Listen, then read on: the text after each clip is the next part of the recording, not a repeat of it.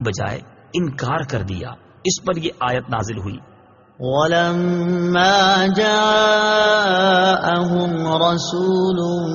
مِّنْ عِندِ اللَّهِ مُصَدِّقٌ لِّمَا مَعَهُمْ نَبَذَ فَرِيقٌ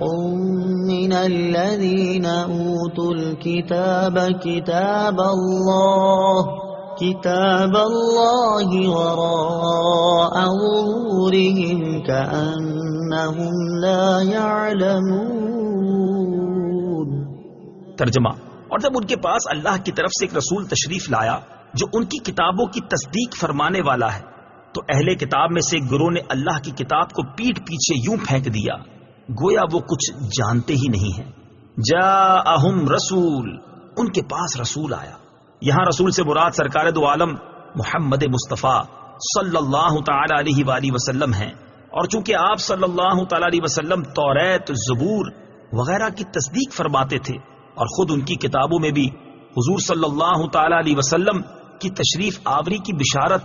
اور آپ صلی اللہ تعالی علیہ وآلہ وسلم کے اوصاف و احوال کا بیان تھا، اس لیے حضور انور صلی اللہ تعالی علیہ وآلہ وسلم کی تشریف آوری اور آپ صلی اللہ تعالی علیہ وسلم کا وجود مبارک ہی ان کتابوں کی تصدیق ہے۔ لہٰذا اس بات کا تقاضا تو یہ تھا کہ حضور اکرم صلی اللہ تعالی علیہ وآلہ وسلم کی آمد پر اہل کتاب کا ایمان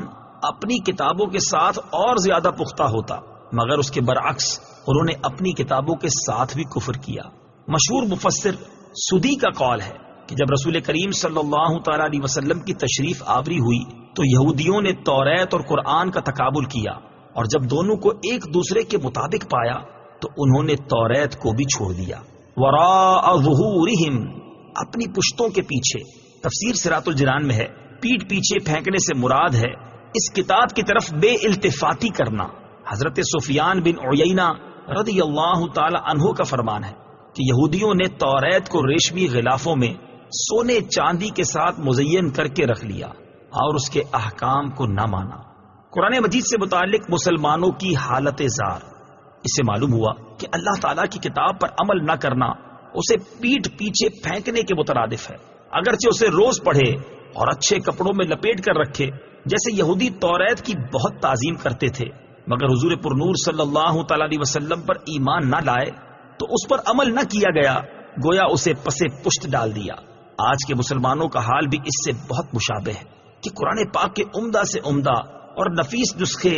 گھروں اور مسجدوں میں الماریوں کی زینت تو ہیں، ریشمی غلاف بھی ان پر موجود ہیں، لیکن پڑھنے، سمجھنے اور عمل کرنے کی حالت یہ ہے کہ ان الماریوں اور ریشمی غلافوں پر گرد کی تہ جم چکی ہے، اور حقیقتاً وہ گرد ان غلافوں پر نہیں بلکہ مسلمانوں کے دلوں پر جمی ہوئی ہے۔ آج کہاں ہے وہ مسلمان جنہیں قرآن کے حلال و حرام کا علم ہو، جنہیں اسلامی اخلاق کا پتہ ہو، جن کے دل اللہ تعالیٰ کی آیات سن کر ڈر جاتے ہوں اور ان کے اعضاء اللہ تعالیٰ کے خوف سے کانپ اٹھتے ہوں، جن کے دل و دماغ پر قرآن کے انوار چھائے ہوئے ہوں۔ افسوس،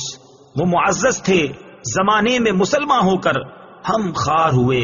تارک قرآن ہو کر۔ اس آیت سے اشارتاً معلوم ہوا کہ قرآن شریف کی طرف پیچھ نہیں کرنی چاہیے کہ یہ بے رخی اور بے توجہی کی علامت ہے، اور یہ بھی معلوم ہوا کہ بے عمل آدمی جاہل کی طرح ہوتا ہے، بلکہ اس سے بھی بدتر ہے۔